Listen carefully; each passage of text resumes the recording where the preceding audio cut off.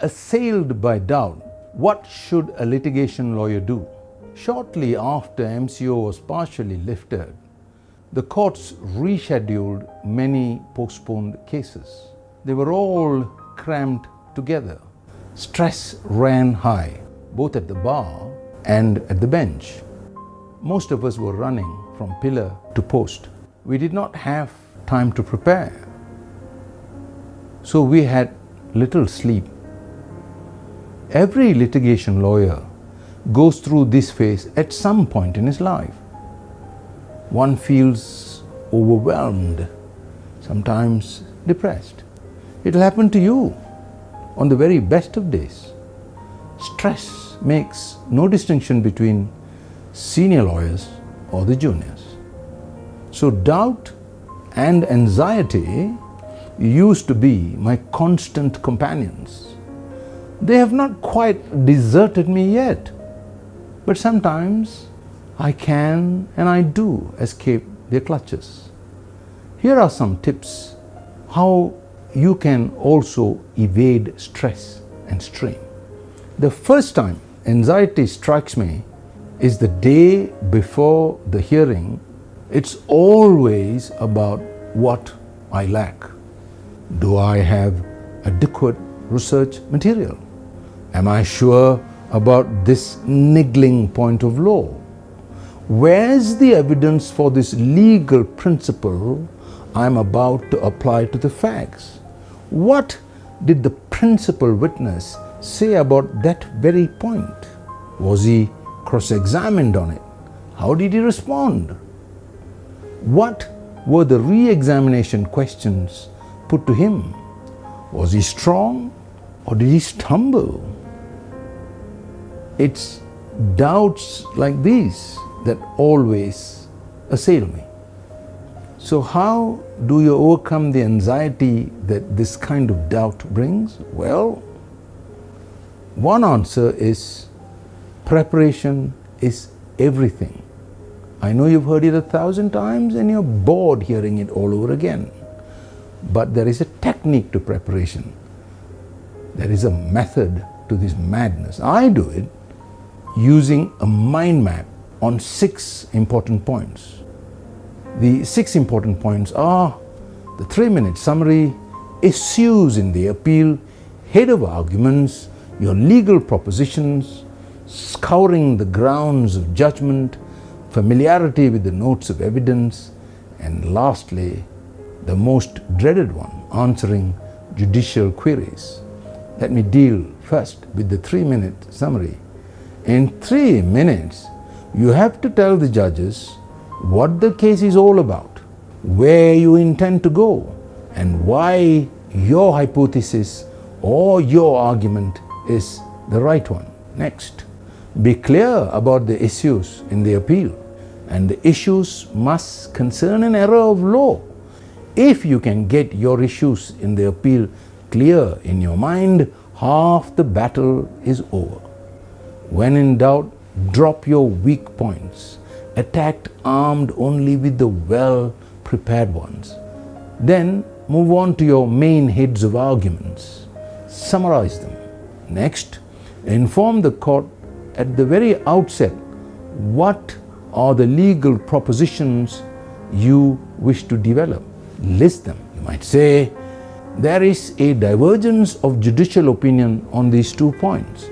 I will submit that point A leads to a better destination than point B. B, if applied, would result in a miscarriage of justice. It may not, in all the circumstances, bring about results that Parliament intended. Only then should you go forward. That will reduce your stress. Now, every counsel worries about how to answer the queries of the judicial panel. What would they ask? Would their questions, can you hear the thunder? Would their questions be on the law or on the facts? The judges don't know all the facts. You do. You know why? It's your case. When queried, you can't be flipping pages helplessly. As counsel, you are the master of both the facts and the law that you intend to cite. So you have to provide all the answers. So prepare, scour the grounds of judgment, read the pleadings, look at the prayers that were asked, go through the notes of evidence, make copious notes. The mind map method, I find, has been very useful for this purpose. I use an app called iThoughts. It costs about $10 US. It's a one-off payment. You could put all the relevant bits in little bubbles. That has given me a great deal of relief from stress and some confidence. If the bench queried you, you could answer with ease. Where is this passage? You could show them. When did the witness say that? You could show them. How many witnesses did you call? You can answer them. The next point is, without sleep, without rest, and without proper food, you cannot be at your best. You must get to bed in time. For about 40 years, I used to mess about reading until about 3 a.m. Rising early, I would rush into court all in a flurry. This went on for decades. Some time ago, my beloved wife insisted that I hit the bed at 10 p.m. I was quite horrified at this idea. It was difficult at first. We kept at it for more than 21 days, then it worked. We rise early and go for a 45 minutes brisk walk, and that has definitely reduced all the stress because your body is full of endorphins. Now, eating at the right time is important. Eat nothing after 8 p.m. It makes your digestive system go on working, and that makes it difficult for you to sleep. If you have a heavy day in court, do not eat too much in the morning. Starch and the sugar it becomes slow down thinking. If you eat too much before arguments, the blood doesn't rush to the brain. It gets the digestive system. So have a light breakfast. The next point you might want to consider is running your arguments in your mind again and again and again. Rehearse it in order and out of order.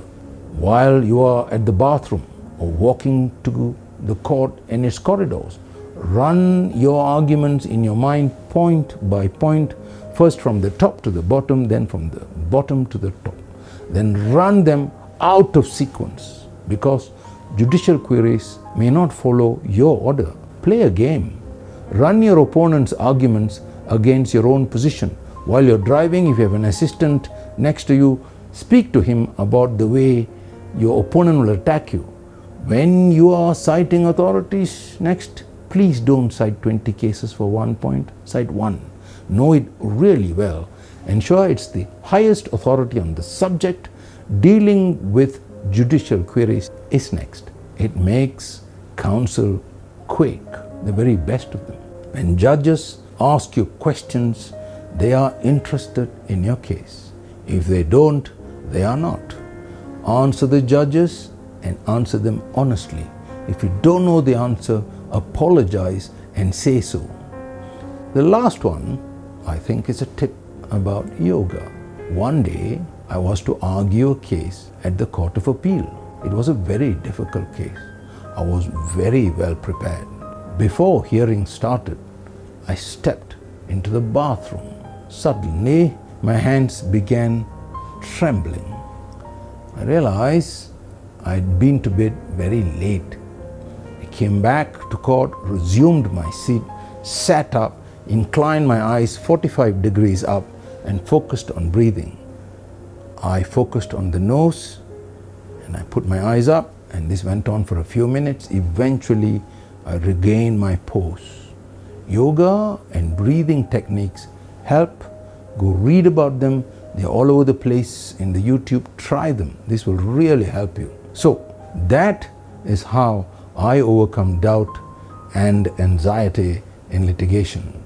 If you know of any other technique, please let us know in the comments section.